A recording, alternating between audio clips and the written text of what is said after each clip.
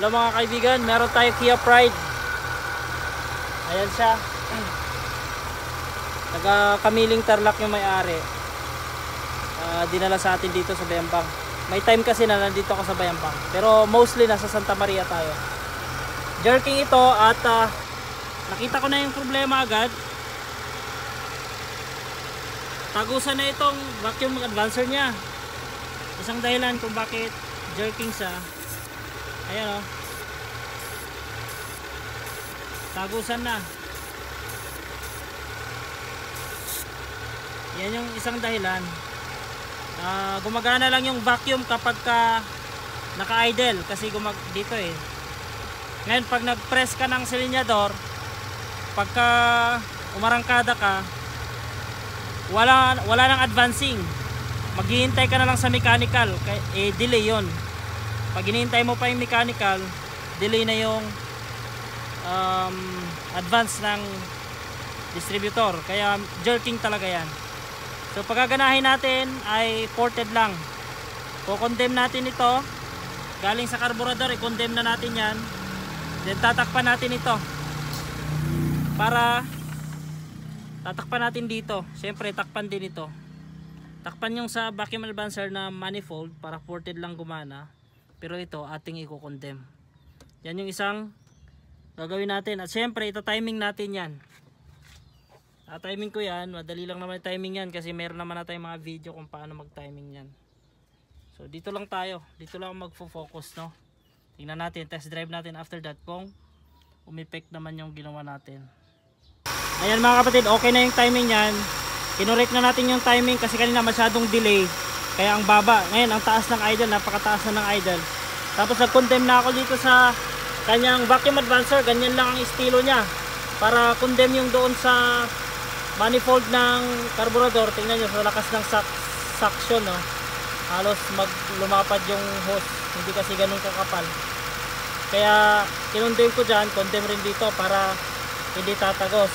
Dahil kapag hindi mo takpan yan, pag hindi mo kinondem yan dyan, tagusan ang hangin. Kapag nag-rev ka, lusot lang din yung hangin. Hindi niya mahila yung arm doon sa advancer ng ating distributor.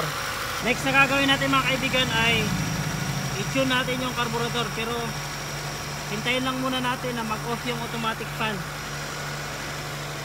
Huwag kayong magtono na ganyan na umaandar yung automatic fan nya. Kasi isa yun sa nakaka-apekto. Hindi mo makuha yung pinakatamang tono ng carburetor. So hintayin lang natin. Maganda itong nakuha ni sir na Kia Pride. Kasi nag-automatic pa yung fan nya. So far ang nakita ko dito, wala halos katagas-tagas eh. Marumi lang siyang tingnan. Pero hindi yung dumi na dahil sa langis, kundi dumi dahil sa alikabok lang.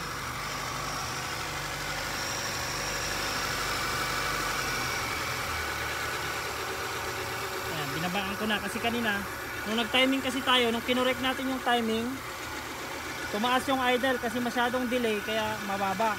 Ngayon nung kinama natin yung timing, nag-advance tayo ng konti ayon sa specification nya, tumaas yung idle. So binabaan ko muna, tapos templahin natin yung carburetor. Kasi kung pakinggan nyo yung andar sa likod, hindi siya yan parang misfiring na andar. So gawin natin yan, papipinuhin natin yan.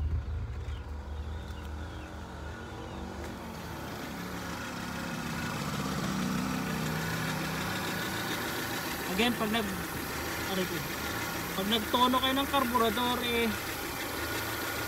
wala yung niya sir, tornilyo. Ay, hindi ko naman sir. Walang tornilyo, lagot. Walang tornilyo.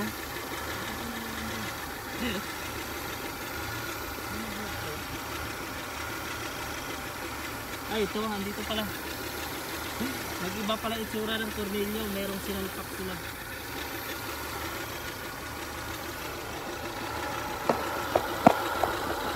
Mga kapatid, ito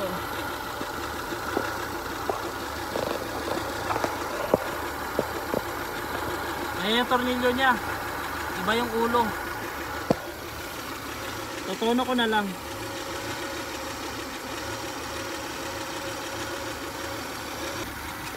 Ayan mga kapatid, ang baba ng idle niya, binabaan na natin ito.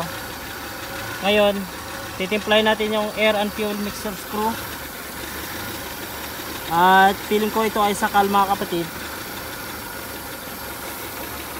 So bali luluwagan ko siya. Ayan o. Ayan, kung napapansin nyo may itataas pa siya. Kaya pala rich at amoy gasolina, then palyado yung andar. Pero yung jerking ang may kasalanan talaga yun, yung vacuum advancer. Yan o. Ito naman yung sa ano ito, yung combustion, masyadong marami gas sa hangin. May tinaas pa mga kapatid, nagluwag tayo.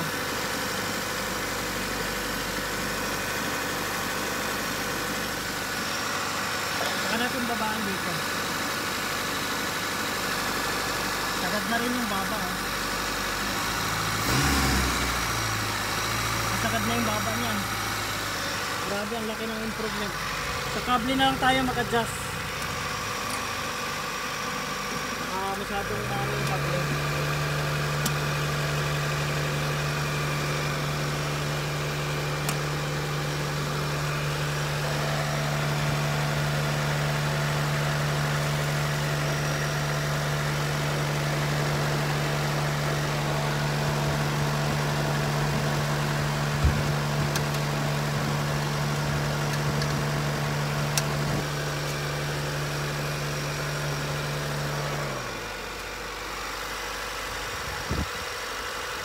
Nagpit yung kable niya.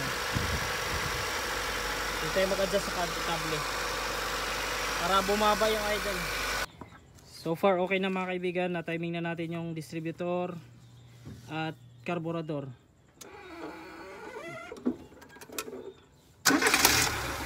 Dali na siyang panda rin. Tapos mamaya test drive natin kung may jerking pa rin. May-ari na makakapagsabi niya. Kasi kanina tinest drive din namin, jerking talaga. Basta ito sir, huwag mong kalimutan, dapat di matanggal ito kasi ito yung para talaga sa quartet. Ayan, kinundim na natin yun. Naigpitan na rin, okay na. Timing na natin yan sa ano 5 degrees before top dead center without manifold vacuum, without vacuum kasi 2 degrees talaga yan eh. Pero dahil manifold lang yung ported lang yung pinagana natin, kaya nag 5 ako para safe. So test drive na lang namin. Anong masasabi mo sir sa ano ginawa natin? Maganda sir, malakas na yung hatak niya.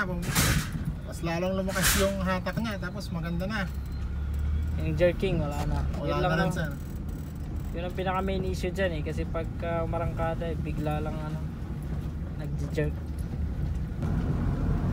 So yun mga kaibigan, okay na yung ating Kia Pride na test drive na rin ni sir.